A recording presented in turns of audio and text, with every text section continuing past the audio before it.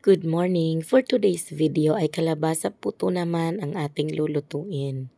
So ang una nating gagawin ay pagkukuluan lang natin yung kalabasa hanggat sa lumambot po ito. So yung mga sukat po ng mga ingredients na gagamitin natin ay ilalagay ko na lang po sa description ng video na to. So habang pinapalambot natin yung kalabasa ay hahaluin na natin yung iba pa nating mga mixture. So, nandito po yung margarine. Siguro yan mga 2 tablespoon lang yan. Yung kinuha ko. Actually, dairy cream pala yan. Then, yung egg, ilagay na natin.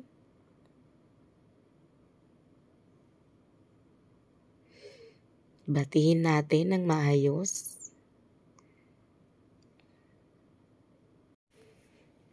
Yan, ilagay ko po dyan yung vanilla. Kunti lang talaga yan kasi konti lang din po yung gagawin natin.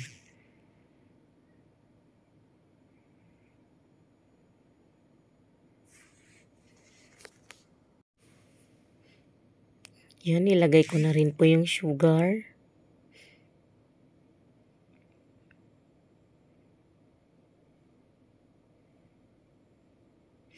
Pwedeng white sugar, pwedeng wash sugar.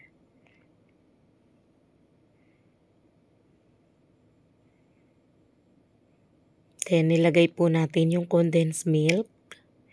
So, bakit may condensed milk na may sugar pa?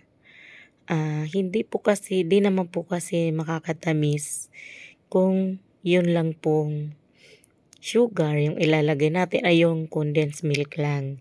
Kaya kailangan nating dagdagan ng kaunting sugar.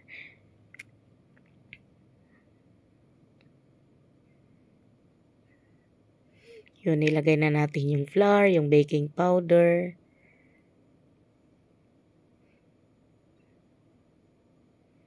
Haluin lang natin munang mabuti ito.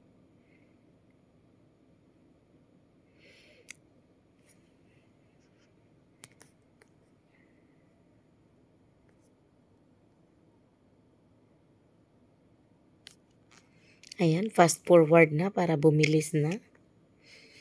At hindi na kayo mainip sa ating puto. So, nagdagdag po tayo ng water. Kasi sobrang sobrang lapot pa niya. Then, ilalagay na natin dito yung kalabasa. So, yung kalabasa po ay 1 cup na Anong tawag dyan? Na-mash na po.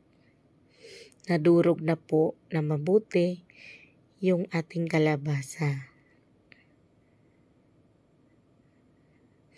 Haluin muna natin. Kailangan mahalo pong mabuti yung mixture ng flour at saka yung kalabasa. Kasi kagaya niyan, dumikit na siya sa ating wire whisk.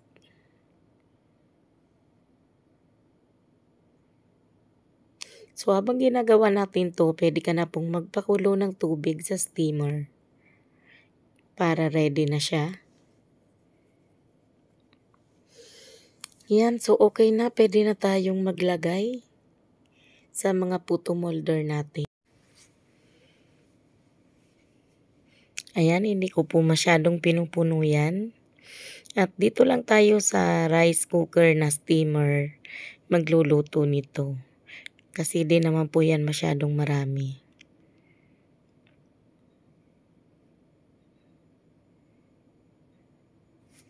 Mga 3 salang lang yan ay okay na.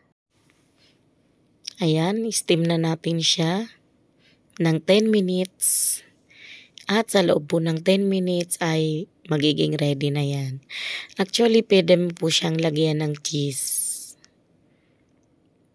Ayan, ang ganda. So, ito na yung ating kalabasa puto. Diba? Unmold kaagad natin kasi marami pa tayong isasalang mamaya. Pero siyempre hindi ko na po yun ipapakita sa video. Ito lang isang salang ay pwede na. So ito na po yung ating finished product, ang kalabasa puto. Puwede mo pong lagyan ng cheese kung gusto mo siyang lagyan. So ito po yung loob, napakaganda.